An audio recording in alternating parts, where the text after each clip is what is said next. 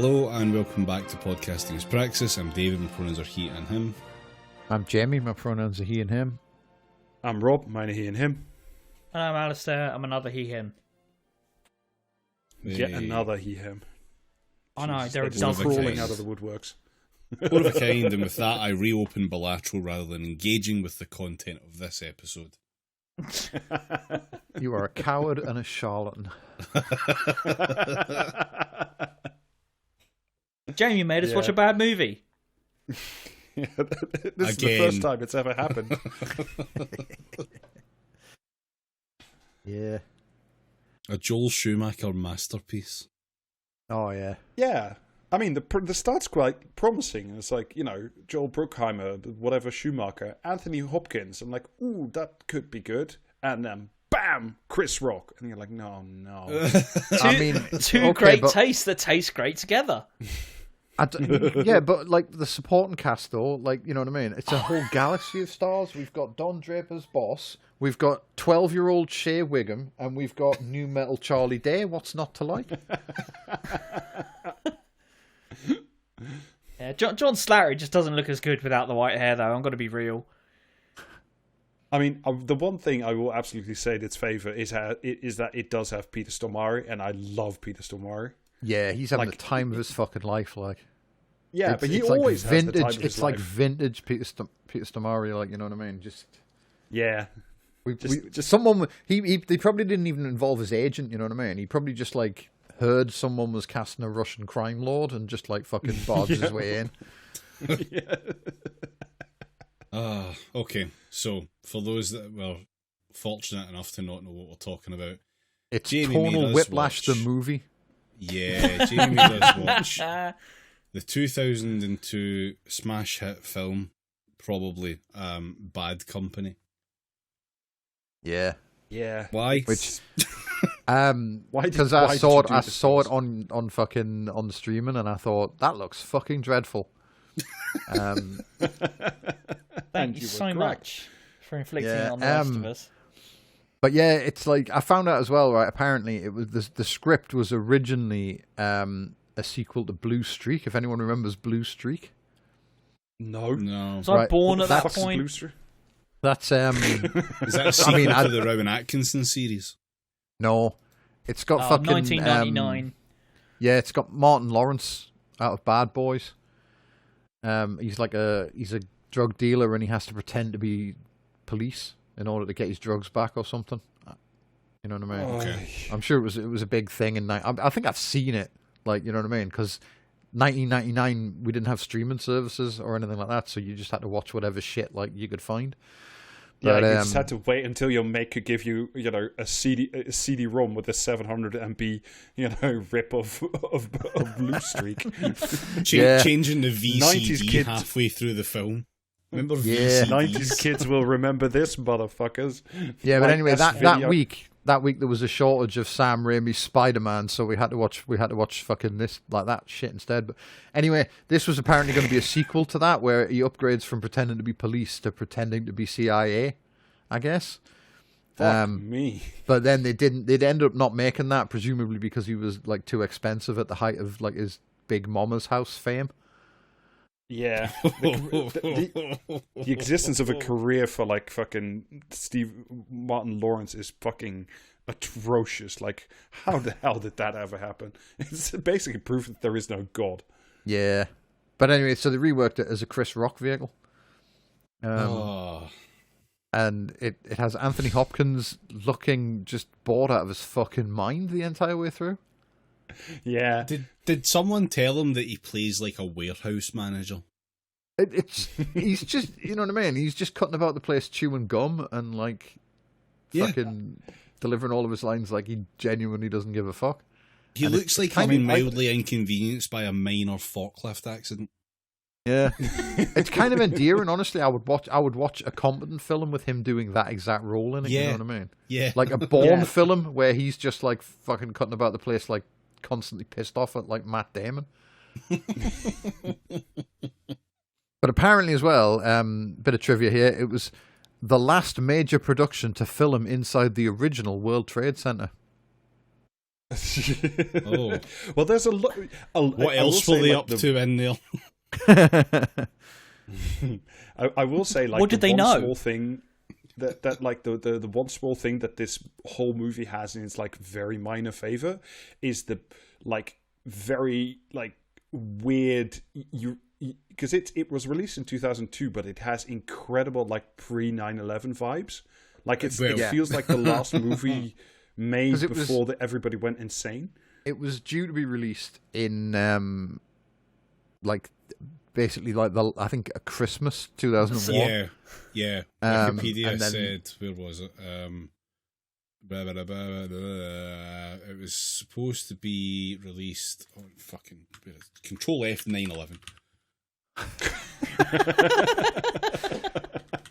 The film's release date was moved out of its late 2001 spot and into a summer 2002 release.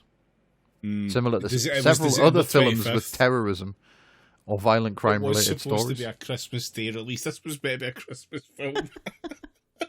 Okay. But yeah, anyway, the plot synopsis I saw on streaming was that Anthony Hopkins is a CIA fucking guy and he has to recruit streetwise like fucking hustler, I think was the word they used, streetwise hustler Chris Rock to fucking help him on a mission. So then the film actually starts in Prague and Chris Rock is playing chess with Peter Stormare, who's like fucking, former KGB guy or some shit. He's just doing generic Russian villain. No, actually, Jamie, they're not just in Prague. They are doing that we are undercover spy tech shit which is that clicky clacky thing where you see the letters appearing, and then it's Prague _ Republic, and it's just like. It's not actually. Yeah. It's not actually. It's Prague _ Czech space Republic _ Damn it. Yeah, it keeps doing this shit. It goes to the fucking. It goes to Langley at one point, and it's CIA _ headquarters _ Langley space Virginia. Magnificent. Just film designed to piss off people who use CSV documents. All of the fucking locations were like pulled from fucking LimeWire. Yes. But anyway, If only they had cut that scene where we go to Lincoln _ Park. So he's playing chess, and like fucking the Russian guy's complaining about how the contact is late, and like Chris Rock's reassuring him that he trusts him, and they're talking just fucking shit. And then Anthony Hopkins like waddles in, not giving a fuck. Just eating a sandwich that he found on the way there, like just what I mean. He just can't be arsed, quite frankly. He's not really that bothered, and like fucking Stormare gives him lip about like how he's late and how he once had to like murder a bunch of KGB guys with his bare hands because they tried to frame him for selling like fucking guns or something. And Anthony Hopkins like isn't bothered in the slightest and gives him some shit about how he like hasn't seen like fucking the merchandise yet, and so they agree. I mean, Hopkins throughout this movie, I said it to you like on Discord earlier, but like he has the exact tone and affect of like a great actor, knowing that he's a great actor, knowing that he's in a shit movie, and it's just like going through the architectural drawings of like the extension to his house through the whole movie. It's a very Michael Caine in Jaws 4 style thing, isn't it? I haven't seen the film, but I have seen the fucking like yacht it bought me.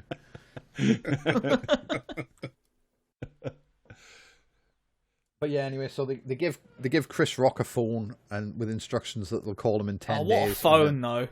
Yeah, that was the first thing I made a note on. It just says phone in all caps. Like that. Yeah. That really stood out to me as emblematic of the era. Yeah, so Chris Rock gets this like fucking house brick with a keypad sellotape to it, and he has to keep. I think it's like a very old Nokia that like has that's like a flip it's a fucking Nokia because it's the ringtone. Yeah, like a flip phone. So like a flip phone. Changing the name of the said flip chat. phone. Yeah, was the Czech grink there?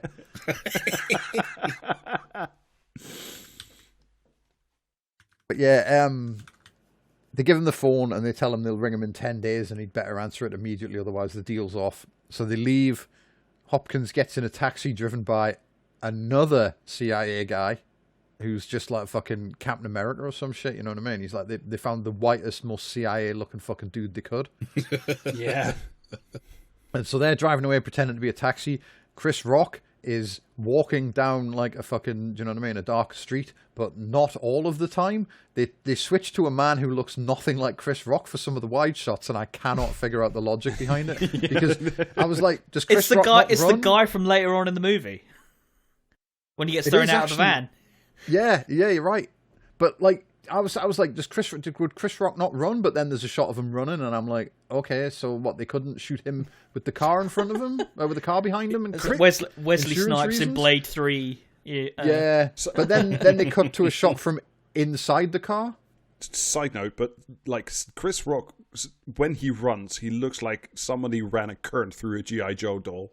Like he runs so fucking. Maybe that's why. Maybe they filmed him running away from the car and then just went, no, that horses don't look like horses on film. I'm sorry, you know what I mean. Maybe he's got Steven Seagal syndrome. You know what I mean. He just looks like he's going through a growth spurt whenever he tries to move at speed. But anyway, like, you know, he's like the agents tailing him for security, like, say that there's a car chasing him and they don't look Russian and they don't look friendly. And so Hopkins, like, demands that his driver take him back, even though it'll jeopardize the cover.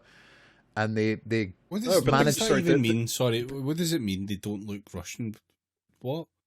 Because, like, he asks if they're fucking Vass's men, which is like Peter Stormare's character. I get that, but they don't look Russian is very calipery thing to say. Well, yeah, because they don't look like, you know what I mean? They don't look like his men because they're not wearing big hats. Do you know what I mean? Yeah, none of them have the Slavic brow I would have expected. Yeah, none of them wearing big fur hats and drinking vodka, so they don't look Russian. But they do, which is fantastic. They do all wear like the same bright red bandanas covering like their mouth, and I'm just like, oh, it's Dutch van der Linde's gang. They're doing one last job, and then they can go to Tahiti. They're all dressed like the Shadow, like lost his hat. You know what I mean? Like, yeah. It's very fucking cool. I have no idea what the fuck it's about. I'm not sure about this, Dutch. Do we have to rob Chris Rock now? But yeah, so he's being chased by a fucking, like, the I think it's the classic spy BMW that you always get in Eastern Europe. Yeah. In films. Yeah. Being chased down like cobbled streets by that, and literally the only people around are like an Orthodox church procession for some fucking reason. Yeah. And then just a gunfight. Catholic, not Orthodox, but sure. A gunfight breaks so out. You know you're in Eastern Europe. That's the only reason it's there. Never mind all of the Eastern European architecture and like the insane amount of fucking medieval shit that they chucked in to go look old place. Yeah. But he's getting chased. A gunfight breaks out. The CIA save him, and then like there's a guy about to shoot Anthony Hopkins, and Chris Rock bundles him into the car and dies in the process. And you see, at this point, I was thinking, because I'd read the thing and it was like Hopkins has to recruit Chris Rock to the CIA. I thought this was like in media res, right? Yeah. I thought we're going to get this, and then it's going to flash back to how he was recruited to be this like competent fucking spy. Yeah. But then he dies in the car, and then I immediately realized, like, oh fuck, he's got a twin brother. And then we cut to like fucking, do you know what I mean? The CIA talking about how they're going to recruit his twin brother and get him to pretend to be the dead guy. And then they go to like, is it Jersey City? Where it is Jersey City. He's hustling Charlie Day at chess. Yeah, he is. And then like, he's not just playing chess for money. He's also hustling hot NBA tickets. Yeah. He's running a business from his phone, which never stops ringing.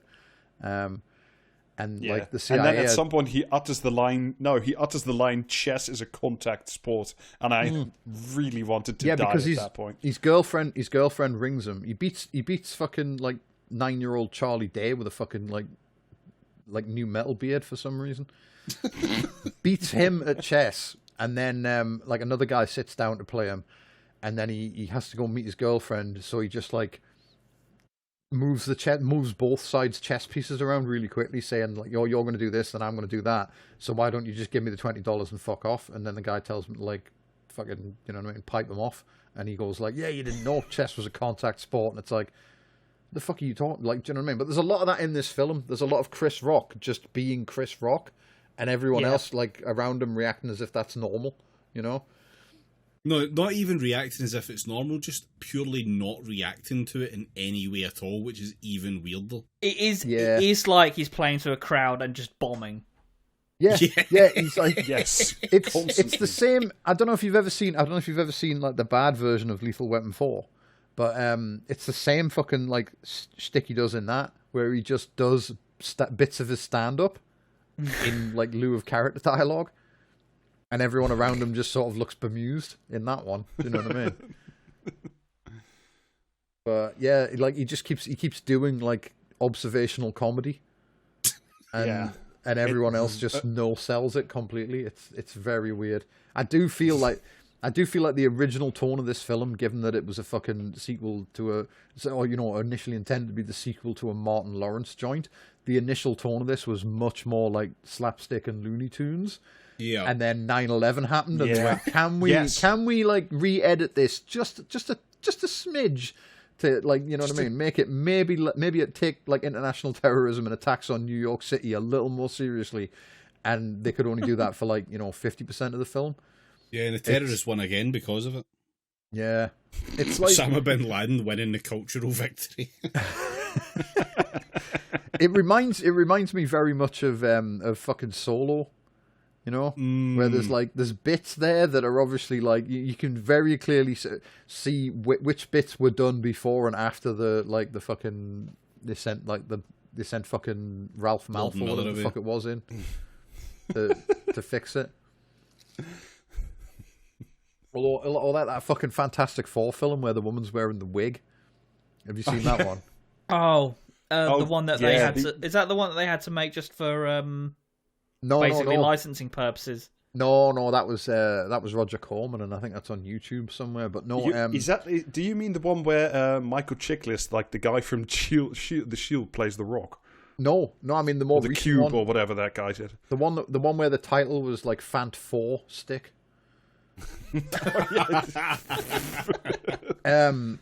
that they filmed it, and then I can't remember the woman that plays Sue Storm, but anyway, she immediately the director yelled like cut. She immediately like left and shaved all her hair off for her next film, and then they decided they needed reshoots. So you can tell which bits are post reshoot because she's wearing a wig that looks nothing like her natural hair. It's incredible fucking like filmmaking. It's why your fucking man was so right to insist that like Henry Cavill not shave his fucking mustache when he left Mission Impossible 6 for a week to finish fucking Justice League. And they had to just see, you know what I mean? Because it's like, right, okay, so they're going to have to CGI out the mustache in the Justice League. Yeah. But Justice League is going to be shit anyway, so let them deal with the fallout of that. Whereas, like, you know what I mean? If you let him shave the mustache and then give him a false one when he comes back, everyone is going to no one's going to give a shit about the plot of Mission Impossible 6. They're all going to be playing watch the mustache to try and work out which scene's which. Do you know what I mean? So they should have just had people draw a mustache on their screens at home. Yeah. Anyway, back to this piece of shit. So they like. I just want to say, by the way, like I had no idea what the fuck was going on until we got to the bit with, like later on, where he actually has all of this shit that is explained up until like. It feels like half an hour into the film, but. Oh god! This movie takes forever to get fucking going. It is a 2-hour long film that could have ended an hour in. It could have been a tight 75 minutes if Chris Rock had shut the fuck up. Like, do you know what I mean? He's just like, I know it's Chris Rock, so like you got to kind of expect him to talk too fucking much, but like, you know, yeah. If ever there was a place where it's not needed. But like to just give you an idea, you the listener, like it's a 2-hour movie, and I think they're about 40 to 45 minutes in before they actually move out of like Jersey City, apart from the intro in Prague_Republic, and it's just fucking, you're just sitting there going, why are you still fucking faffing around at home? Yeah, anyway, he goes to meet his girlfriend straight from hustling like fucking, do you know what I mean? Future celebrities in the chess park. And then He goes, like, meets her on the train, and she tells him she's got something important to tell him. He immediately assumes she's pregnant. That would explain the weight gain. Yeah. Yeah. This is And like, very announces to the entire like subway that like his girlfriend's pregnant and they're going to get married. At which point she hilariously reveals that actually she's leaving him because she's got a job. Working for her ex or something. Yeah, Ken the X in Seattle. You have to love the fucking... Oh, that explains the weight gain thing. It really was. It really was the early 2000s, wasn't it? Yeah. Yeah. It also explains the mood swings. Don't forget that. Yeah. But yeah. So she tells him to fuck all the way off because he's like a fucking man-child, and so he goes to his other job, which isn't like hustling chess or selling like tickets, which is a DJ. He's playing hot hip-hop in the discoteca, and it's fucking shit. DJ in one of Jersey City's famous mid-afternoon nightclubs, I guess. And he goes in and he takes over from the other DJ and immediately replaces like the fucking, you know what I mean, the dance music with R&B. Oh my god! No, it's all I'm all out of love. No, it's not R&B. It's I'm all out of love, and he's just standing there going, and it's like, oh, it's like, you know, it's the character development with all like the subtlety of being hit in the head with like a very large brick. No, that's what I mean though. Like the scenes like this where it's clearly like from an actual comedy, right? It's not, you know what I mean? You're meant to just sort of like go, okay, yeah, right, that was funny, and then they move on to the next joke and the next scene. But instead, like the rest of the movie is trying to be Tom fucking Clancy because 9/11 happened. So it's like you just get these bits. It's like just pure talk. There's a lot of scenes that just end abruptly with him shrieking a fucking line at someone, and then like when he's dealing with the neighbor who wants him to examine the vase, and she tells him she paid like fucking like I don't know $100,000 for it or something, and he goes, "What the fuck are you gonna keep in it? Cocaine?" And then just smash cut to spy shit going on in the next room. Yeah, Hollywood nil, Bin Laden 3. So yeah, the CIA 3. The CIA ring him up and tell him they want tickets to the fucking like Muppets on Ice or some shit, and he has to meet them in the woods. And then they ambush him and tell him that he had a brother he didn't know about, and that the brother died. Well, they don't also we know about that scar on your chest. Yeah, they meet him, which, you know, this is how you know the CIA is very good at their jobs and, you know, could have prevented 9/11 but chose not to. They meet their new contact in, like, the world's most observable space, like, you know, with open windows everywhere, and they're just, like, standing in the middle of this, like, giant graffitied up, like, concrete structure. Their voices bouncing all off the walls, and then, you know, Anthony Hopkins is going, "Oh yeah, there should be nice louvered windows over there. Anyway, I'm in the CIA. Hello." Which is like a constant refrain throughout this movie of like every time the CIA does something really covert, there are at least like 8 witnesses, like waiters, like massage therapists, random fucking taxi drivers. They're all just like, "Oh, you're in the CIA. How fun for you." There's a bit later on where they're like, "Oh, well, I can't wait to buy this nuke," as like all the hotel staff are still walking out the fucking room. Yeah, it's I mean, the other thing as well, right? Which Wikipedia's just reminded me of there as well. Which is if you look at IMDb, like fucking Anthony Hopkins' character's first name is Gaylord, and that doesn't come up in the film. Do you know what I mean? And I feel like in the earlier drafts, it probably came up quite a lot. Yeah. I mean, you don't have to hand much, if anything at all, to Chris Rock, but he is better than Martin Lawrence. That's very true. I remember, I think Empire magazine were interviewing Martin Lawrence once, and the journalist like made the vaguest fucking like subtle joke, just with the merest hint that there was like, you know what I mean, some homoerotic tension in Bad Boys between him and Will Smith, and he went fucking mental. Well, that's the whole point of that movie. Yeah. But yeah, anyway, so they recruit him. They promise to give him like they're going to give him $10,000 up front and then $90,000 when he's like done the mission. After they haggle. Yeah, they haggle, Yeah. and then they take him to CIA headquarters and put him in like a fucking cupboard with a bed in it, and lots of stuff And labeled in like fucking Duolingo's in there as well. Yeah. Yeah, if you want like just a sample of the great riffing material Chris Rock brings to this movie, during the first initial meeting he says, "CIA, what's that? Crackers in ass. Crackers in my ass." Yeah. That's it. Yeah. You know, it's really, you know, it's that glorious material that allows him to fill stadiums. You know. Yeah. I think we might as well just say this up front right now that Will Smith has our full support.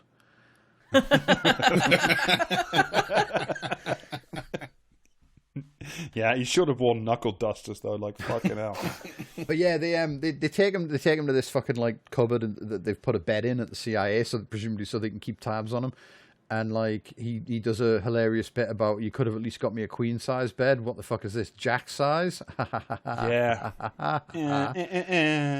And then like, you know, the CIA are all in their fucking big Jason Bourne meeting room, but because Jason Bourne hasn't really been invented yet, they just use that room to spy on Chris Rock at that point. This is the most Jason Bourne movie without Jason Bourne in it, by the way. There's so many scenes and like the color filtering and stuff where I'm like, what if Jason Bourne was a Chuckle brother?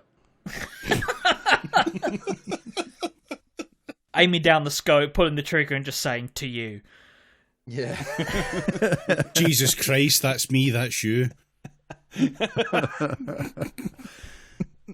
But yeah, so they're spying on him. They've got like tactical pedal bike. They've somehow decided that the best placement for a spy camera in the room he's in is not at ceiling level looking down, but is it like at the same height as the bed looking across at him? And this is also he's reading from a phrase book, and I'm pretty sure just making noises that they pretend is check. But he's saying hilarious things about how he's having a vaginal infection and how he hasn't had his period for a few weeks or something like that. Just to underscore, like... They let the women do comedy because they let her say vagina, because that's what that was in the early 2000s. Yeah. This is feminism. Yeah. Mm-hmm. But also, this whole bit is also where we get introduced to one of the other CIA guys, who is the lawyer from Suits before he was the lawyer in Suits. Yeah, it's Harvey. Yeah, Harvey. Without the hair, he's almost completely unrecognisable. I haven't seen Suits, so... Well, you're not missing out. But it's got this guy in it, so... Alright. Is that the Captain America guy I mentioned before? No, it's the... I don't know. It's the guy with the Lego head. And the jaw that he keeps Lego nuts head in. is right. And he has like this huge jaw that I think he keeps like small nuts and, you know, treats in. Alright, okay. But yeah, so they have to wake him up. They tell him they're going to wake him up at 5 o'clock in the morning, and then when they go in at 5 o'clock in the morning, because Anthony Hopkins has to wake him personally. You know what I mean? Like, yeah. I feel like Anthony Hopkins, do you know what I mean, has kind of a shitty deal at the CIA in this film. Like, he's kind of in charge of buying nuclear weapons from like rogue elements of the like former Russian military. He probably shouldn't be having to wake up dipshits at 5 o'clock. You know what I mean? Like, he should have an underling that could do alarm calls. I do wonder though, because like, why does Chris Rock's in film twin brother being an international antiques dealer have to do with buying nuclear weapons? I don't know. Like, it took me nearly 3 hours to watch this 2 hour long movie. I'll be honest. It's one of the classic espionage cover stories, because like you have an excuse for visiting various places in Europe. Do you know what I mean? Like, oh yeah, well I did happen to be in every like major city when Franz Ferdinand was killed there, but I was actually buying chairs. So checkmate, motherfuckers. Do you know what I mean? Funny you mentioned Franz Ferdinand. Like the name of the fucking. The name of the bad guy's outfit is the fucking Black Hand. They are actually the Black Hand. It's fucking Gavrilo Princip with the suitcase. Yeah, it's that whole briefing is great as well. Like, do you know what I mean? The way they explain that guy is wanted by the fucking like the Hague. Oh yeah, for terrorist crimes against humanity. Yeah, I wrote this down that like, oh yeah, he's wanted by the Hague. That means he's literally like any police in any country can pick him up and like in every country on earth. Yeah. Yeah, and I'm just like, this age like fucking piss. Like, it's just Jesus Christ. So you have like a hilarious montage of training where, like, they wake him up at 5 o'clock in the morning by pouring water on his head, and then like eventually he like gets up before them and throws like fucking water at Anthony Hopkins when he comes in the room, and he is that after the scene where because he's not taking it seriously enough, Anthony Hopkins says that he'll just fucking shoot him if he doesn't get on with it? Yeah, I think like, that appears. I think that happens in the middle of the fucking montage. Yeah. But is that before or after the hilarious water prank? That's before. I also think that like Anthony Hopkins threatening to shoot him is not actually Anthony Hopkins like playing the role of CIA agents. I think that's just Anthony Hopkins, the actor, saying to Chris Rock, footage. "I will get a fucking gun if you don't shut your mouth." But yeah, so they fuck about and they get him to the point where he can drink like fucking brandy or some shit. No, this is my specialist subject. I do want to cut in here for a moment. I was thinking about you, Rob, throughout this whole scene. They have a bit in there which, obviously, because like they have a week to train Chris Rock to replace his twin brother, who's the greatest spy agent, to buy a suitcase nuke. There's the plot for you. And amongst the lessons he receives, a fish out of water buys a nuclear weapon. Yeah. Among the lessons he receives is a lesson in wine tasting, and it's just like the guy teaching it to him, who I think becomes like a love interest in Grey's Anatomy or something at some point, or I don't know. He's an ambiguous guy also with a Lego head, and I've seen him in 1,000 things, but I can't remember where. And he's just like, the thing you do is like you smell the wine, correct? And then like you swirl it and then you check it for sediment. It's like, motherfucker, that's not why you check. You check for coloration because it tells you something about the wine. If it's swirling, you see like flocks of cork floating in it, you're already way past the point of fucked. And, quite frankly, if I was Osama bin Laden's special little guy, I would have had your toenails out at that point. No, I didn't mean that scene. I meant the one where he's sitting with the guy drinking the fucking that's expensive stuff. Yeah, and then they decide that based on that, the fact that he can like drink booze and say like it smells nice. he says it like it's. You can say Curvaceous in a fancy accent. Well done. I swear to God, the way he describes the fucking like port or whatever the fuck he's drinking, it sounds like a fucking advertising slogan. Yeah, it's like I think that's a joke that just hasn't, like, you know what I mean, that we don't get now because we're like 22 years removed from the release of the film. But so they decide some Ferrero Rocher. Yeah, but they decide he's good enough. He can go to his fucking he can go to his brother's apartment in Manhattan and pretend to be him. So they take him there and like. They're all like the entire CIA is camped outside in vans because you're allowed to just park vans wherever you want in Manhattan. Like nobody fucking questions that. The entire CIA, by the way, throughout this whole movie is incredibly subtle. For every stakeout, there's like 17 guys constantly touching their ears, like holding big guns on the street. It's like, wonder what those guys are up to. I do enjoy how trigger happy they are portrayed as, though. Like several times in the film, like something goes out of line of sight for a fraction of a second, and the object permanence just completely fails. And they're like, "Well, time to start shooting." And they go, "Wait, no, we can see something again." Yeah. So they send him into his brother's apartment, and he puts the fucking stereo. He does some shit about like how expensive it all looks. He puts the stereo on, and it's classical music because they established that his brother was a nerd. And so he turns it over to hip hop, and Anthony Hopkins asks like the other white guy in the surveillance van, "What's that music?" And he says, "It's that hip hop." And Anthony Hopkins goes, "It's awful." And then to be fair, and I agree with most of the hip hop played in this movie is shit, and I quite like hip hop. But a lot of it is utter piss, and it just reminded me that most culture of the 2000s was just instantly disposable. It should have just been set on fire along with the masters and whatever remains of this movie. But yeah, his downstairs neighbor comes to see him. It's like this old lady with a dog, and so he has to he has to hold the dog because his brother liked the dog, and he has to go and value like a piece she's bought, and he accidentally picks up the thing of dog biscuits and then has to play that off as a joke. You know, you've literally seen this like fucking guy trying to bluff his way through like something because he's pretending to be someone he isn't thing in about 1 million comedies. Do you know what I mean?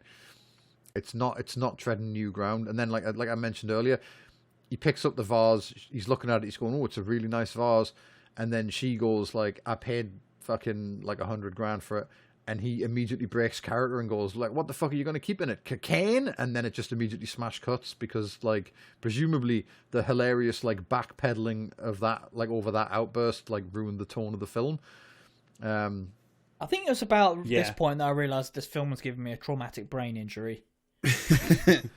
Oh, I forgot to mention when he first goes into the apartment, he opens like the windows and like looks out across like Manhattan, and then the fucking assassin that the Black Hand have sent after him, who is literally just leers out, is across the street, just standing at the window. He's not sitting at the window. He's not got a camera or anything watching the window. He's literally just standing in an empty apartment, looking out of the fucking window for presumably 6 days at this point, in case the guy happened to open that one window.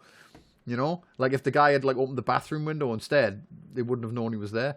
And he hasn't brought a fucking, you know what I mean? If you're watching a window of someone's apartment from across the street, you know, in Manhattan or whatever, you'd think probably just shoot the guy, right?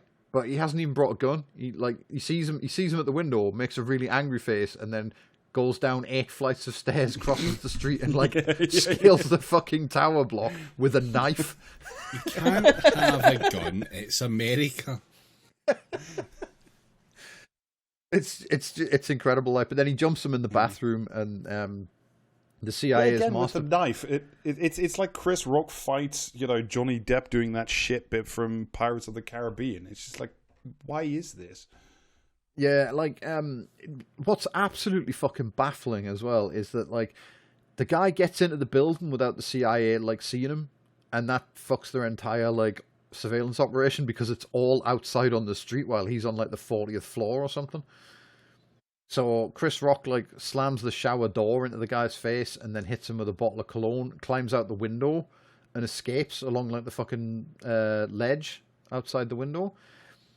Meanwhile, the CIA CIA are following an old man up like 18 flights of stairs and don't get there in time to catch either of them escaping.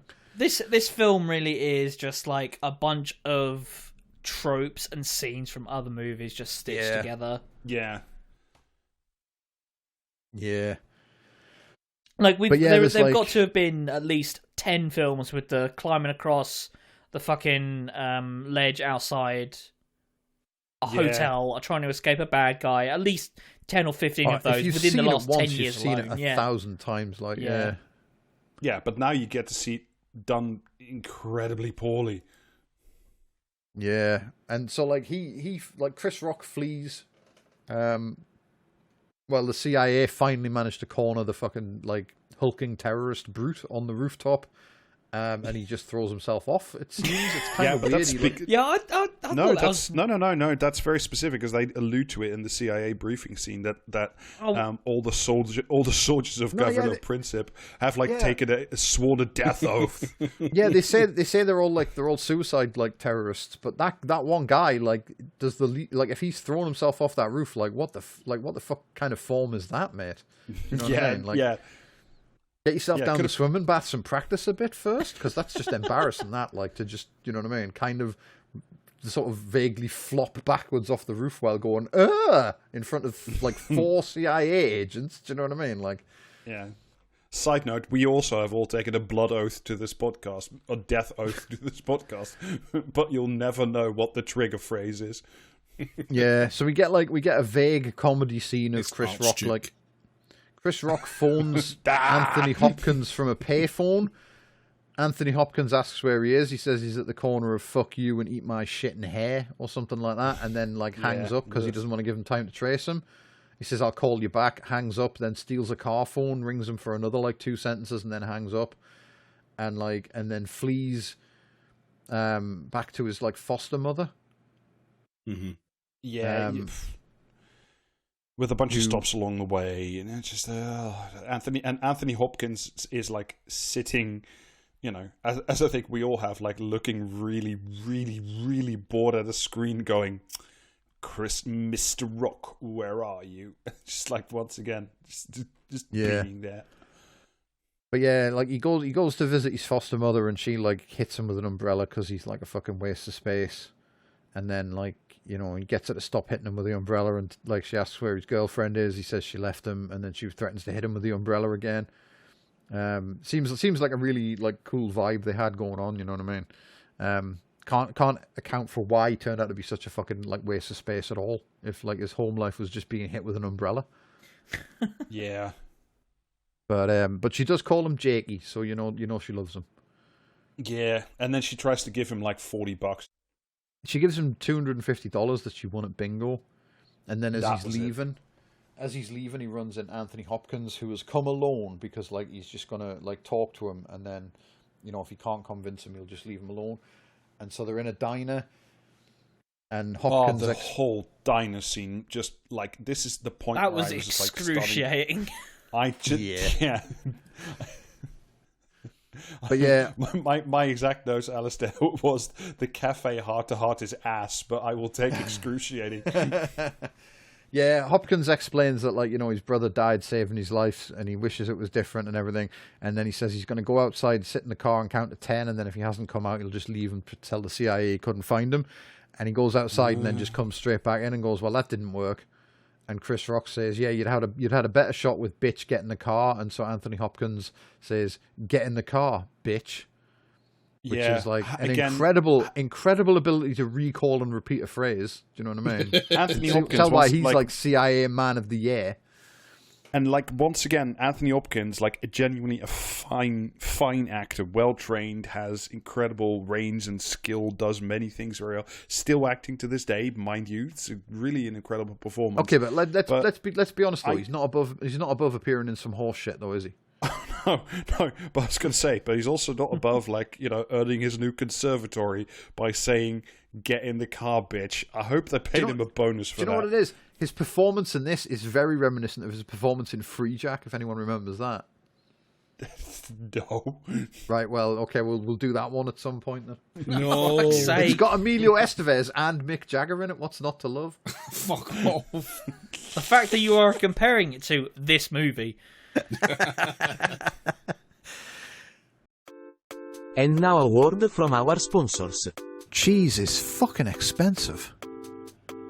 Subscribe to Praxiscast at patreon.com/Praxiscast. Where was I? Oh yeah. So they go back to the CIA and like fucking they get the briefing. Oh shit! I've just read the plot summary for Free Jack, and it includes future cops. So now we have to watch it. No, I keep saying we should do a big fucking episode on like 90s cyberpunk films, and that would be one of them. So we'd have that, and we'd have like fucking that thing where Rutger Hauer fights the devil in like a flooded London. I can't remember. Split Second, and fucking Harley Davidson and the Marlboro Man, which is a fucking masterpiece. Oh, and Strange Days. Do you know what I mean? Like a lot of these films had Tom Sizemore in them. I'm realizing now, but anyway, yeah. So they go back to the CIA and they get the briefing on the Black Hand and their fucking, you know what I mean, death oath that they've all sworn. Yeah, the death oath.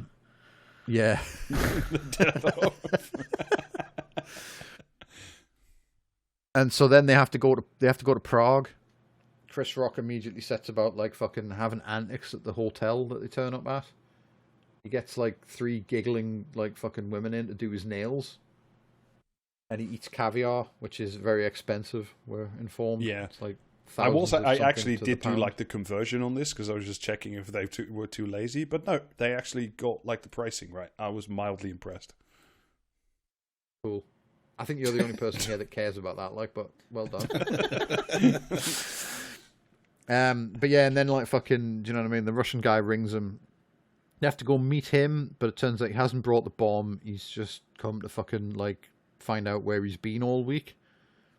And so they scan the GPS in his phone, and it shows that he's been around like a bunch of fucking. It's played as like a tense moment, like what's going to happen when he scans the phone and finds out it's been in the CIA for a week.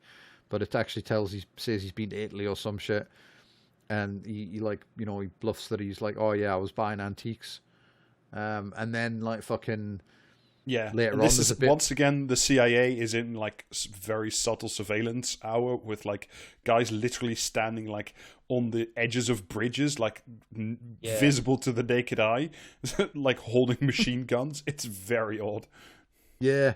But then afterwards, like the like, you know, so the guy tells them he'll ring them with further instructions later on, like, and then on the way when they get back to the hotel, like fucking Chris Rock asks Anthony Hopkins what would have happened if they hadn't switched the chip in the phone, and it's like, why did they not tell him this beforehand? Why would you not say to him like, don't worry if they check the phone, because like, you know, we've switched. Because what happens if like they take the phone off him and go, right, we're going to check the GPS on this bad boy? Chris Rock immediately like has a fucking meltdown because he thinks he's going to die. It seems like terrible spycraft to not tell the bloke you're hinging like the safety of the free world on. At least the with barest all of 9 minimum days of training. facts. Yeah, Do you know what I mean? Like, maybe keep him a little bit informed. I mean, Anthony Hopkins is working to rule though. Like, he doesn't give a fuck. I mean, there is a bit where Anthony Hopkins says, "Oh, we keep treating him like an idiot, and maybe we shouldn't do that," and then proceeds to continue treating him like a fucking idiot. Yeah. So they get back to the hotel, and then it turns out like fucking, and then we get some incredibly uncomfortable, like, early 2000s skeeve, where he, like, you know, he gets back into his hotel room. Yeah. There's a naked woman in the shower, and it turns out to be his, like, dead twin's ex-girlfriend. Who does not respect boundaries. Yeah. Like Miss Piggy and the Muppets, isn't it? Do you know what I mean? She does not leave the lizard alone. But he just stands and gawps at her while she's in the shower. Yeah. Going, and then what? stops at one point to fucking gawp at you, the viewer. Yeah. Full fucking Jim of Office fame face from Chris Rock. Also, she asks for a towel, and he hands her like a fucking, do you know what I mean? Like a flannel. Yeah, a little washcloth. Yeah. Yeah. Mm-hmm. Yeah, it's suddenly it's American Pie. Yeah, and then they have to go to dinner together. And I'll be honest, I skipped through this scene because you missed some prime felt comedy. Too ill. Because he's got a fish that they've literally just pulled out of the river, I think, and is the joke, you know what I mean? And he's like, "Is this a fish?" And you know what I mean? And, sounds like I really missed something. And she goes, "Yes, you love fish." And he says, "I used to love fish before I became a vegetarian." And then asks the waiter to take it away and bring him a steak. And then she says, "I thought you were a vegetarian." And I'm like, do either of these people have object permanence? What the fuck is going on here? Like, someone involved here is having a stroke. Do you know what I mean? Like, this is just... It's you, Jamie. This is just how it works. When he was taken into the CIA, they implanted his voice with a neuralizer, and anything he says is immediately forgotten by everyone who hears it. I wish.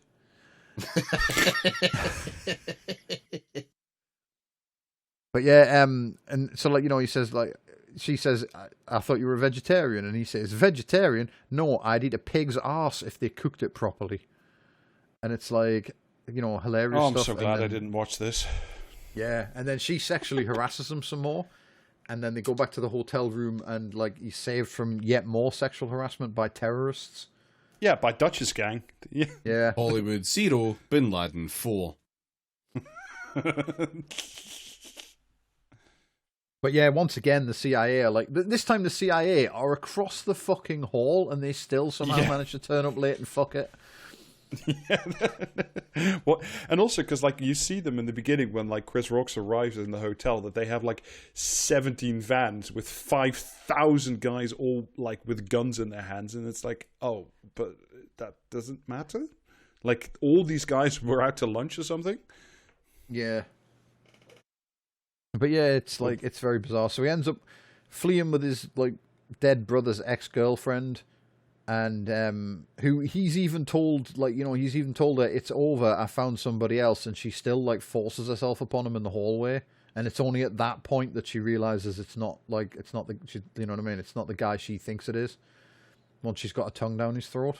Yeah. That was the only way to, like, fucking, you know what I mean, confirm identity, I guess. But then they get chased by the fucking red bandana gang, and they have to hide in a laundry chute. Oh, insufferable scene. This was interminable as well. Fucking hell. Yeah, Like, they're in the laundry chute bickering. There are scenes like this where it just feels like it's like Jamie said at the start, like the tonal shift is just all over the place. Yeah. This feels like it does belong in a film that stars Chris Rock. In a Martin Lawrence vehicle, yeah. Yeah. It's baby's day out level shit, this. Yeah. Yeah. They're hanging by the fingers inside the laundry chute. And like there's a huge terrorist prowling the halls looking for them, and then he hears the Nokia ringtone because like fucking Vass is ringing to set up the weapons deal. And like, you know, the woman's like, turn that thing off, and Chris Rock's like, with what? My ass? And it's like, okay, you know what I mean? This is just the perfect, you've nailed the tone here of two people like hiding because they're in fear of their lives. It's perfect. Anyway, long story short, the guy finally figures out how to like open the fucking laundry chute, but he takes 17 seconds too long to pull the trigger on his gun, and Anthony Hopkins shoots him in the back, and then all three of them fall down the laundry chute. But luckily, Captain America's at the bottom to push a big like basket of laundry underneath them. Yeah, so from the fall of like 20 fucking stories down a vertical chute. Yeah. They would have been just incredibly dead. Yeah, but they land in a big basket of pants, so they're okay. And then, you know, the fucking woman who apparently works for CNN or something, like, drops off because she's. Oh yeah, like, because there's a whole.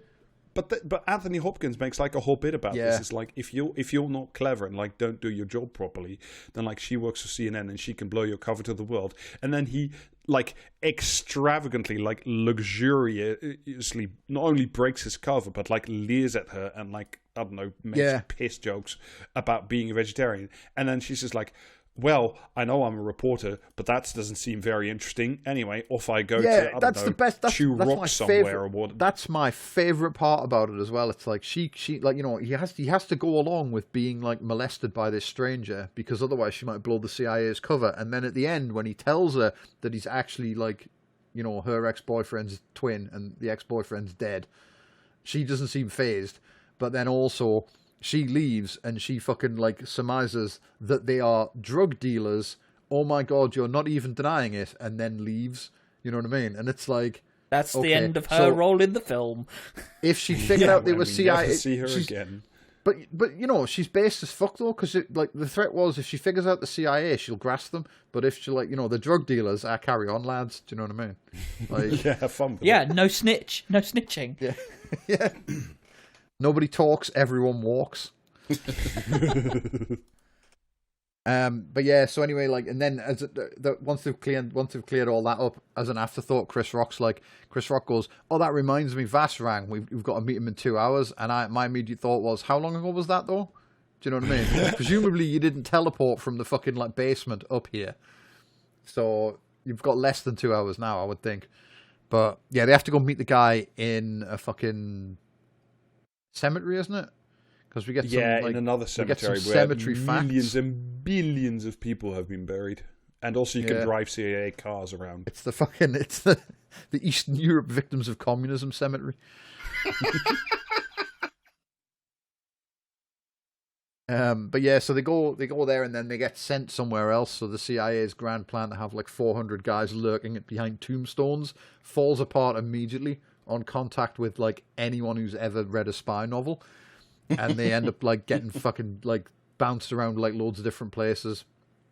But luckily, like fucking Shea Wiggum, as a school project, presumably stuck a fucking giant metal disc that tracks the location to the bottom of the car. But as we'll find out very shortly, with blue tack, it would seem, because it just falls off the minute the car has to drive over a bump. So they end up at a monastery, like presumably the same monastery where Agent 47 was trained. It's got that kind of vibe to it, you know what I mean? And then they I mean, one of the fucking what were they called? Multinational terrorists is in John Wick. So like they are all from the same sort of walk of life. How many doubloons was that caviar worth, Rob? One, as always.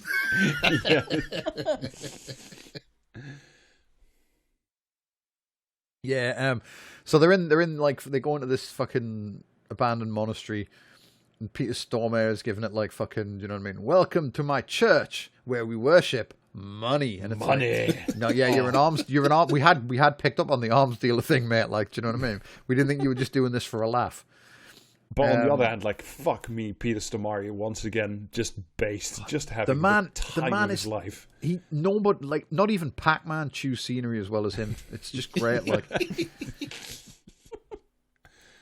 And like, so yeah, they give Chris Rock the nuke, and he has to like test it, and he has to stall for time, so he does that by like naming as many fucking like hip hop artists, and just general American cultural touchstones as you can think of. I could not help but think when he's listing all of these people from American culture, yeah. Isn't Shaquille O'Neal like the most famous basketball player of all time? Pretty much. I mean, probably, yeah. Fucking apart from like Michael Jordan, maybe, but like fucking. Yeah, presumably, it's... again, this is another film that is crying out for the Soviet Union. Once again, we are back here. Yeah. By the way, as are we. It is part of our activation phrase, but you will never know the whole thing. It's like Stalin. It's like, how the fuck would these fucking guys not have heard of Dr. fucking Dre and Shaquille O'Neal? I mean, and the Wu-Tang Clan. And the Wu-Tang Clan, yeah. Like, yeah. What the fuck? Not in a just to be clear here, right? We're not saying he names a bunch of different, because he's checking the nuclear weapon, and he's talking about how he's doing these extra tests that were devised at Caltech by Dr. Dre. And the Wu-Tang Clan. He doesn't name drop or hint at members of the Wu-Tang Clan as if they were like physicists or something. He literally just says the Wu-Tang Clan. So you're supposed to go, all right, cool, yeah, that sounds like physicists. Yeah. This is all in amongst a bunch of fucking completely. Could have at least gone with like Old Dirty Neutrino or something like that. You know what I mean? Like, yeah, just that's what it is though. It's like watching an episode of fucking Voyager. It's nothing but made up technobabble shit. Interspersed with a bunch of fucking hip hop artists. And then the bit they take umbrage with when they do pick it up is it's plutonium, not uranium, you fucking idiot. And it's like, fuck. Proper fucking Millhouse hours there from like Mike the Hammer or whatever the fuck that henchman's called, like. Yeah, it does actually, now that you mention it, it is basically the 2002 version of that scene in Star Trek Discovery where they name drop Elon Musk. Another thing I like about this scene, though, is the CIA is once again successfully dismantling a criminal enterprise by giving it millions of dollars. Yeah, so the big plan is, like, he's got a laptop, which if he stares directly at the center of the screen, it, like, scans his retina, which is, like, something I'm pretty sure they told Carol Vorderman that on Brass Eye. Do you know what I mean? Like, that's not how, like, fucking LCD screens work. They can't scan your fucking retina or your children. Calm the fuck down. But, like, so he has the laptop. The laptop's gonna, he's poking the fucking bomb with, like, this fucking stick that he found in the woods. I don't know. Like, it's going to transfer the arming codes to his laptop and then internet them across to Shea Wiggum. But it, like, the bomb gets angry and interrupts the connection, so the codes are trapped forever on the laptop, which can only be activated with Chris Rock's eye. And then it turns out it's like a double cross, and then it turns into a triple cross, and like fucking the Russians all end up dead. Everybody and shoots everybody. And, gunfight breaks out. The best bit about the triple cross is when Anthony Hopkins says, "It's a triple cross." Yeah. For the slower students among us, like. Yeah. Oh, he has to remind Chris Rock to press the panic button on the James Bond watch they gave him. I forgot about the James Bond watch. Oh, the fucking James Bond. That's another pristine fucking like you know what I mean, solid gold example of like the Chris Rock problem in this film, because they give him the watch, and like fucking, you know, your man from fucking Mad Men says like, here for when the shit hits the fan. And Chris Rock goes, cool, now I'll know what time it is when the shit hits the fan, ignoring the giant fucking red novelty button sticking out of the watch. And they go like, press that button, and he presses it, and a siren sounds, and he goes like, he looks around and he goes like, fuck, someone's trying to walk out with a sweater. Like, you know what I mean? Roll snare drum, audience laughs. They should have had a laugh track on this fucking film, actually. Like, I wonder how that would, if that would improve it or not. If it, you know what I mean? Do you know what Genuinely, this reminds? It's actually, not a laugh track. What it should have had was fucking Seinfeld slap bass. Do you know? Did you ever see that fucking thing on YouTube where someone took the laugh track off The Big Bang Theory? That's exactly what this film reminds me of. I've got it now. Like, yeah. Like the sort of dead psychopath stuff that you really don't. Yeah. Yeah. But yeah, anyway, so like he presses the like fucking Anthony Hopkins has to say, "What time is it, Mr. fucking dickhead?" so that he'll remember to press the panic button, and then the CIA, who've been listening in only at that they've been listening in only at that point, figure out that like bad things are happening in the arms deal where shots have been fired. It's I did also like I like how I can't remember if it's this bit or just slightly later, but where one of the henchmen shouts out, "Don't shoot the bomb." That really tickled. The boss man like yells at a guy, "Don't shoot the bomb," and then Chris Rock yells, "Don't shoot me either," which I think is a fairly like, you know what I mean, solid bit of like fucking scene work. I would probably shout that under those circumstances. Do you know what I mean? I feel like the people shooting at you wouldn't find it annoying in the slightest. You know what I mean? They'd find it endearing. Yeah. Also, it is at this point that Peter Stormare dies, and I'm just like, I just want to turn the movie off now, because this is like clearly this is the end of the fun time. Yeah, with his death, so too does my fucking will to continue watching this. Well, no, you see, you've got to stick it out to the end, because then you get the one. It turns out at the end, you get the guy at the end who is right. Oh, that's yes, yeah. Hollywood I'm on 0, his side. Bin Laden 5. Yeah, so they flee in the car, and like fucking, do you know what I mean? Shea Wiggum's incredible tracking device immediately falls off the fucking thing because they're moving above 4 miles an hour, and it was held on with like fucking Pritt stick and Good Hope, and they flee into a cornfield for some fucking reason. There's a chase down a road. They drive on the road for a while, and this time it's Anthony Hopkins and Chris Rock in the spy Mercedes, the one that you see everywhere. Yeah. Big 4-door, goes very hard. They're being chased by a Jeep and like, I don't know, a white van basically is the only way to describe it. Yeah, and it's like an Amazon delivery van, but on the road, the van overtakes the giant Mercedes, and I'm like, what the fuck? Yeah, it was running away from Emily Thornberry. Yeah, the Mercedes like peels past a tractor, and then the van like goes after, like, you know, goes around the tractor as well, and the guy at that point realizes actually van fast and just goes past them. Yeah. But like Anthony Hopkins shoots through the whole van. He's got like this dinky fucking handgun that he found, and he shoots through the entire van, kills the driver. And I will say the van flip looked cool. Mm-hmm. But again, that's like, the van, you know what I mean? That's because like back in those days they would just, you know what I mean? Back in those days you could convince a Hollywood studio to flip a van in Eastern Europe, whereas nowadays they would CGI that shit and it would look like piss. Do you know what I mean? Because apparently it's just impossible to flip a van. But yeah, the van rolling over looked cool, and then they drive into a cornfield, and Anthony Hop, like a guy, they crash in the woods. That's right, yeah, they get chased into the woods, crash, back up, and then a guy's about to shoot them, and Chris Rock runs over him, but he sticks to the front of the bonnet, and Anthony Hopkins has to climb out the window and fist fight him. Yeah.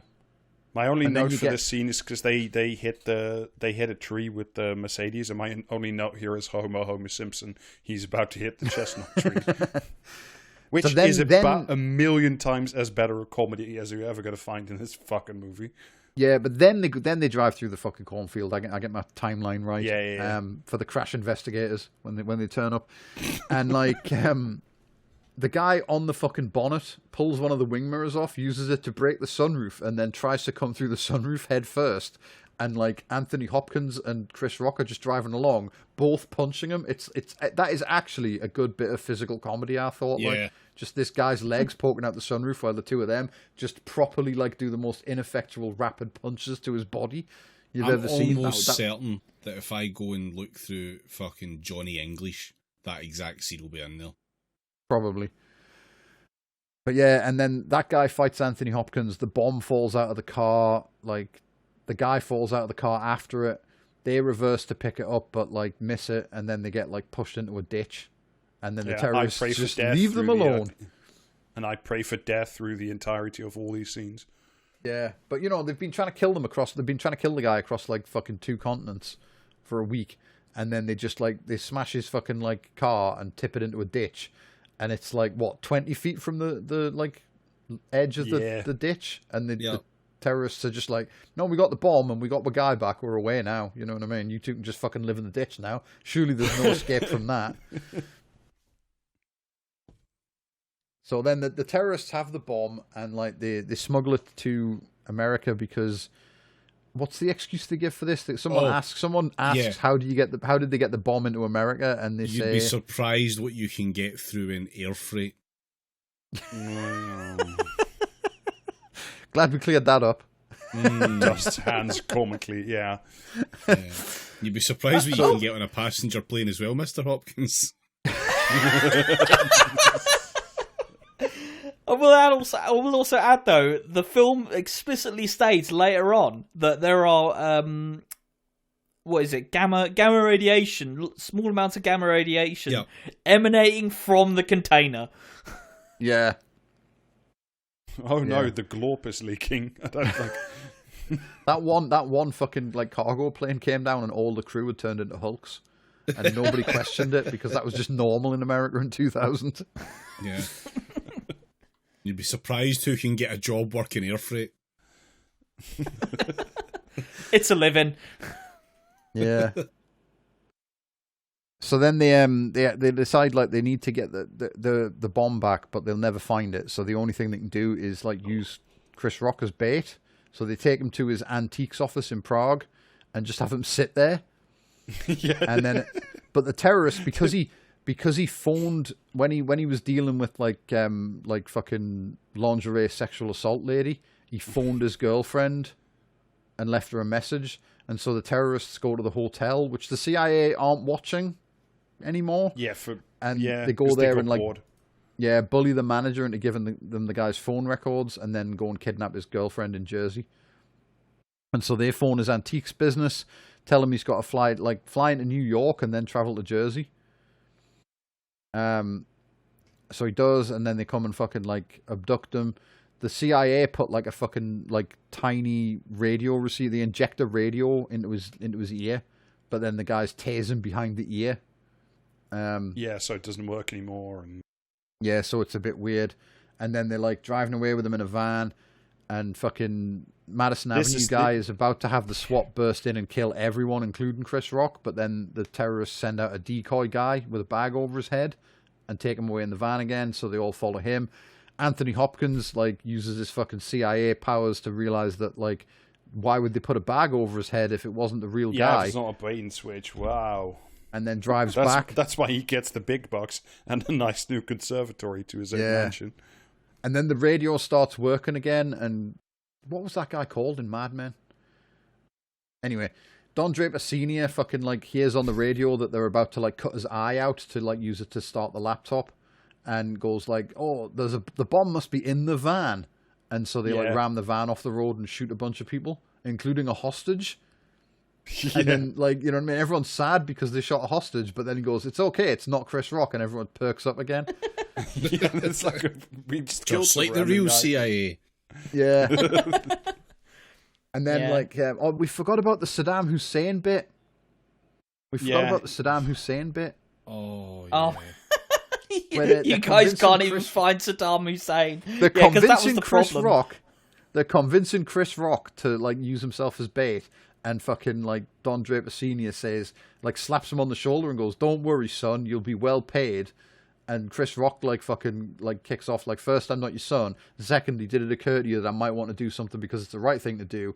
Like, do you know what I mean? You've never done the right thing before, ever. Fuck you. Don't talk down to me just because you're a spy. Every woman in the world is a spy. You can't find Saddam Hussein. But if I told a woman in New York that her husband was fucking Saddam Hussein, she'd have found him by tea time. So, like, shut the fuck up or I'll bitch slap you or something like that. And then, like, you know what I mean? Everyone's like, all the CIA are standing like going, oh my God, can you talk to the boss like that? This is revolutionary. Yeah, they're like, then, like fucking... Yeah, every one of them like fucking Vic and Bob with a handbag. Yeah, and then the guy has to like, Chris Rock walks away and the guy's like, okay, the show's over, get back to work, as if they were fucking doing anything. Do you know what I mean? Just hanging out at a fucking airport in Jersey. Like, what the fuck are they doing that's so important? Actually, speaking of them just hanging about with like far too many people, considering like Shea Wiggum's the only guy, he's not credited as well. That's the mad thing. He's got like a ton of fucking dialogue in this film because he's like the guy that basically carries all of the fucking. Maybe he didn't want to be credited. Just put me down as Alan Smithy. He's like he does all of the exposition in the second half of the film, like, you know what I mean? It's like this is the sponticulator. We'll use this to look at the bomb. Yeah. This is the laptop with the reticulator on it. It does the splines. Do you know what I mean? It's like fucking just all of that shit, and he's in charge of like making the radio work. And when they're in like the fucking monastery, he's trying to like he's the one in charge of the important progress bar that goes across the screen to tell them how much missile code they've downloaded. And like, that's and when they're doing that, splines, yeah. When they're doing just that, credit me as John Maxis. But in that scene, whenever he shouts out like how many seconds they've got left on the progress bar, there's a guy who shouts the same thing in Czech in the background. Yeah. Like, it's incredible. I was so confused by that. I was like, are you cooperating with the Czechs on this? Why? They don't mention it. They don't mention it at all. Like, they never say anything about collaborating with, like, Czech like security services or whatever, but there is a guy there translating the fucking countdown. It's great. But then, like, they're at the airport in Jersey. It is at this point that one of my favorite things occurs is that, like, I can't remember through what actions, and honestly, it's not worth it, but they get the correct address of, like, the baggage storage of where the real nukes are being held. And it is at this point that, like, in CIA headquarters, the uncredited tech guy, goes tip, tap, tip, and then, like, it's, like, Google Maps, but it's like CIA, so it's gray and black and red, and it's like, oh, you could kill someone with Google Maps. I didn't know that. Yeah, because like they're threatening to cut Chris Rock's eye out, and he's like bluffing with he ends up opening his eye, and then like they get the computer to work, but he watches them like input the codes, and then like he stalls the guy who's going to shoot him by like telling him the bomb also needs a password. And the guy's stupid enough to fall for that for a second, but then he rings, he tells him it needs a 7-letter password, and the guy rings his mate who's got the bomb, and his mate with the bomb's like, are you fucking idiot? The bomb's fine, like, you know what I mean? You watched us turn it on, you stupid prick. And so the guy's like, it doesn't, he says, bullshit. And Chris Rock goes, no, that would be 8 letters. And it's like, those would be some incredible last words if the guy just shot him right there. You know what I mean? Yeah. And he would be within his rights to happen. Yeah. But instead he just holds the gun touching Chris Rock's forehead while his mate answers the door to the room they're in. And surprise, it's the CIA. Room service. Yeah, I don't know who the fuck he thought it would be in this abandoned building they're in, like, do you know what I mean? But turns out it's the spooks. So, like, you know what I mean? They get shot. And then Chris Rock has the incredible fucking like spy brain moment of, what if we looked at the phone he used to ring his mate? And so they get like the fucking number of the payphone or whatever, and it turns out to be Grand Central Station. And they go there, and the guy's Hulk detector informs them that the gamma radiation is under the floor. Yeah, so the flagellation is up to 73 at this point, and it's getting real bad. Yeah, it would only detect it if we were within 100 cubic yards or some shit, which is like a really weird way to measure a distance. Welcome to America. Yeah. You are within 53 chains of a nuclear device. We need to go down 4 hands. There is an apothecary ounce of nuclear material down there. They take the world's most expendable security guard with them. They're going running around downstairs, and Anthony Hopkins is like, "What's that room?" He's like, "It's baggage, lost luggage." And he goes, "The bomb's in luggage, and we've lost it. Get in there." And the guy like opens the door and goes, "Wait a minute, this lock was tampered with," and then immediately gets shot as Anthony Hopkins goes, "Get away from the door!" Like, you know what I mean? Suitcase. The guy's corpse is riddled with bullets. Suitcase, bomb. bomb? Suitcase? What? Luggage? But yeah, then like a really cack-handed fire. The firefights in this are so fucking bad. Like They really are shit. It's that. Yeah, Like, it's it's that, that. when they throw the fucking suitcase for that guy to be distracted by it, and he unloads an entire magazine in it. Yeah, he's like, fuck, that suitcase is haunted. It's just like fucking empty and like stops to reload, I think, at one point, you know what I mean? Just like fucking grenades coming down the stairs at it and everything. But that's just so that Anthony Hopkins can kind of just waddle round the fucking corner and just like lazily shoot him. Oh, it was so... Yeah. Anthony Hopkins clambering through a bunch of suitcases is inherently very funny. Yeah. It was like a really slow startled cat. There's literally no excuse for it as well, because they filmed this after everyone had seen The Matrix. Do you know what I mean? So like, if you'd filmed this in 1998 or early, like, you know, or 1999, even if you'd been filming it, you'd have an excuse for the gunfights being just like, well, a lot of bangs happened, and that's how we measure good action. You know what I mean? But like, I'm sorry, like after the Wachowskis have like entered the chat, there's just no excuse for this piss. And like the whole the tension in like this scene being like, oh, we gotta defuse the bomb, and it's like, okay, Yeah, like so- I get like this is like the whole point, the tension of the timer running down, blah, blah, blah. But like nuclear bombs are famously very easy to disarm because they're like precision pieces of equipment. Yeah. Just bend a pipe or something and like job done, pretty much. Yeah, it's like whenever you see the fucking classic like block of C4 with the detonators stuck in it, and nobody ever just pulls the fucking detonators out of it. Like, do you know what I mean? Like that particular configuration. Someone bought a job lot of those in Hollywood in the mid-90s, and they were in fucking everything. And it's like, okay, I've seen Die Hard far too many times as a kid, so maybe I've got specialist knowledge in this area. But maybe if you just take the detonators out, it won't detonate.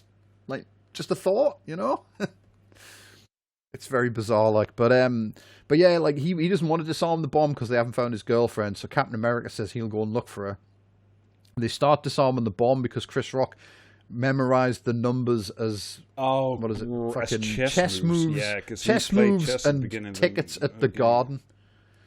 Yeah, that's the And only so, way like, he can remember things, because he's also like Rain Man, but in a really piss way with worse jokes. He's Rain Man, but for hustling. It's a very elaborate countdown joke, actually, because he had the Richard Whiteley bit about the bullshit being 8 letters, and now he's on the Carol Voderman shit doing the thing with the numbers. Yeah, but he's fucking around disarming the bomb, and the number of like codes required varies wildly, because like when they're actually doing it on the computer, the graphic shows you 3 sets of numbers, I think. Yeah, It does. And then when Anthony Hopkins bursts into the room, he says you must have seen the 8 numbers. And then later on, he has to enter 4 sets of 4 numbers. And it's like, okay, none of these things match. But anyway, in the middle of it, Captain America just calmly walks into the room empty-handed, like with an, completely expressionless. And Chris Rock goes, "Did you find her?" And then the guy gets shot in the back. And it's like, I'm sorry, what the fuck was going on there? Like, yeah. But then it's the villain, and like he's there, and he's got like the girlfriend he's holding a hostage, and he's going to shoot her if Chris Rock touches the bomb. And Anthony Hopkins quite reasonably points out that if he doesn't touch the bomb, everyone's going to die. And the guy basically just lectures them on why America is shit, and he's completely fucking spot on. Do you know what I mean? Like he says he just says like, you people just, because this is a pre 9/11 movie, because the villains are Yugoslavians, and he's pissed off about the Americans just going into Yugoslavia and blowing shit up. And you can have all your own opinions about whether or not that was right or not, but like he has a very good point. He just says like, you people like walk around the world like an idiot colossus, and just you get involved in, you take sides in wars you don't understand. You're like fucking you like export death everywhere in the name, you know what I mean? You're like, you want to play God, well, now's your chance to meet him. And I was just like, yeah, okay, well, I hope he wins. But he doesn't, he because seems like a good guy. Like Anthony Hopkins threatens to shoot like the lass, on the count of 3, Chris Rock threatens to shoot Anthony Hopkins, but then deliberately misses. Anthony Hopkins does a pratfall while the guy's like standing there going, wow, that was cool. He shot Anthony Hopkins for me. Anthony Hopkins pushes a bunch of luggage out of the way, and then they both shoot the guy. It's most like high octanes, like fucking like action choreography you've seen in literally minutes. It's just so surreal watching him slowly like push through all these fucking suitcases. Yeah. It's like fucking Danny DeVito coming out of that couch. Oh man, I would. What a role reversal that'd be. Anthony Hopkins clambering out of a couch naked. But yeah, and so then with Evil vanquished, they go back to disarming the bomb, and he stops it with like 12 microseconds left or something. Like, fuck off. That really fucking annoyed me. There was no need for it. Yeah. And then, like, you know, while he's just like, you know what I mean? And then in the exact moment that he's like fucking trying to calm down his like, you know, justifiably anxious girlfriend who's like sitting next to a fucking live nuclear weapon with her fucking hands tied. Like, there's an explosion and she jumps, and it's just SWAT bursting into the fucking room to kill everyone. Yeah. And it's also like, this is American SWAT. They would have, like, they're American cops. They would have certainly shot the 2 black people in the room. Like, you know, just for starters, as an appetizer, and they'd probably shot Anthony Hopkins for looking funny.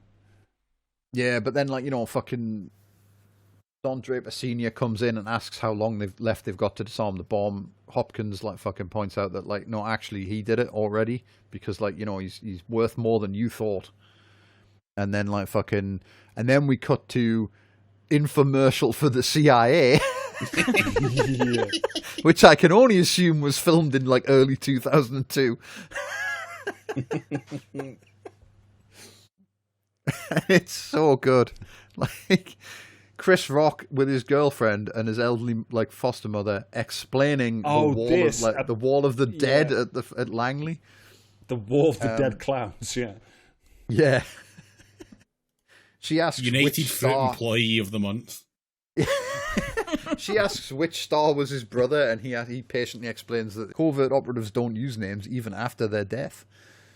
And then, like, you know what I mean? But the names except go for in that guy, that's Billy, and he was always a cunt. But apparently the names go in, like, the book or something, and, like, and his girlfriend, like, says, like, oh, the book of, like, forgotten soldiers, and he goes, like, no, they're not forgotten. The CIA loves them every day, or some fucking... It's fucking incredible, like... It's like the thing you would get on the end of a fucking He-Man episode. It's just so fucking like, so out of place in a film for grown-ups. I love it, like worth the price of admission alone. The average American grown-up in 2002 when this was released was like, yeah, this is this, yeah, you know, like yeah. And then, like, you know what I mean? He asks his like girlfriend to take the fucking mother to the car so that he can talk to fucking Anthony Hopkins. Anthony Hopkins makes like the fucking, like, do you know what I mean, weirdest facial expression at the guy's mother as she's passing, like, you know what I mean, like fucking it's just like a facial expression that goes, yeah, you better fuck off. It's like, it's so fucking weird. I'm CIA, bitch. Yeah, and then he says that, you know, he's not coming to his wedding because like he's a Jedi and they're not allowed emotional attachments. And then, like, we cut to the wedding, and it turns out Anthony Hopkins has turned up, and he explains that, like, fucking the world's foremost assassin has escaped from Rikers Island, because that's where you would keep the world's foremost assassin, I guess. Yeah. And, like, and now he's going to come and kill Chris Rock because his brother was the one... garage look like world's foremost assassin storage? Yeah, and like, you know, so Chris Rock and then like Chris Rock's like getting fucking rowdy about it, and Anthony Hopkins is like, ha ha ha, I got you, and then like gives him 2 tickets to Hawaii and tells him the CIA might need him again in future. So I assume they were planning a sequel where he had to like fight fucking Hawaiian terrorists or something. He has to fight Chris Rock. Crossover with the Fast and Furious universe. Yeah, and then like fucking Chris Rock throws the fucking wedding bouquet at Anthony Hopkins because Anthony Hopkins is like having an illicit affair with the one female CIA agent apparently. Yeah, who got to say vagina because because it was funny. Oh, that reminds me, we forgot we skipped over the scene during the training montage where they abduct him, in air quotes, and like take him to the fucking basement. Yeah, let's skip it now too. Yeah, but like suffice to say, he really owns the CIA by being weird about like being street smart, Jamie. Being street smart, but also weird about the one woman in the room. Yeah, because it was 2002, and that's just like, you know what I mean. That's just how they rolled. But yeah, and then the film mercifully ends. And they did not make a sequel, and hopefully never will. The movie does not just end, because the closing moments of the movie are, and I wrote them down because the next thing I wrote down was I wish I was dead. Is his new wife is like, come on, we have to start our honeymoon, and then Chris Rock is like off like doing bad patter to Anthony Hopkins, and then Anthony Hopkins turns to him and says, "Get in the car, bitch." And that's the last bit of the movie. Yeah, get in the car, bitch. It's Anthony Hopkins' like fucking catchphrase. Chris Rock, my esteemed bitch.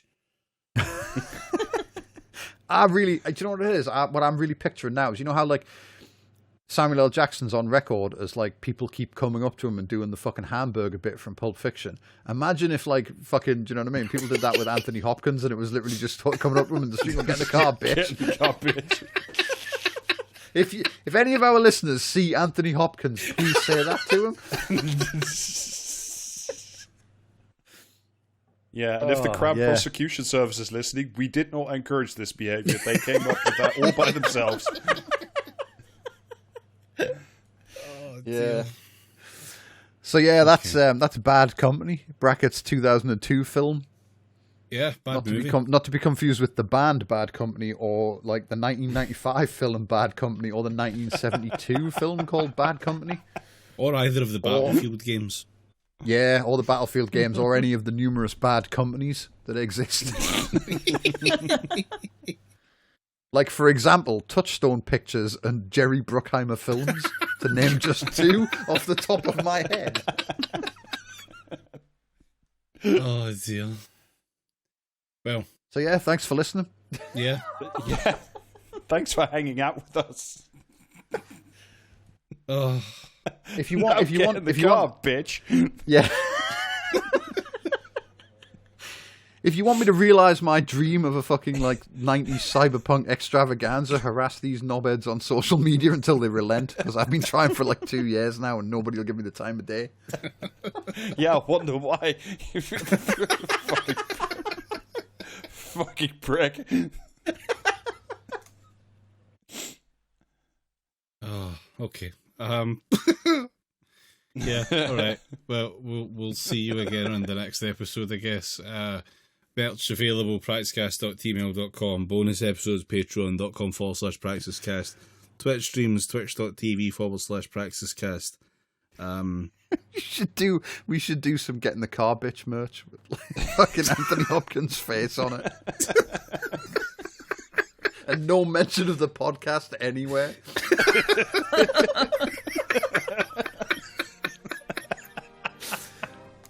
Goodbye. Anyway, if you want that, Bye. harass Jamie on social media. Bye. Bye.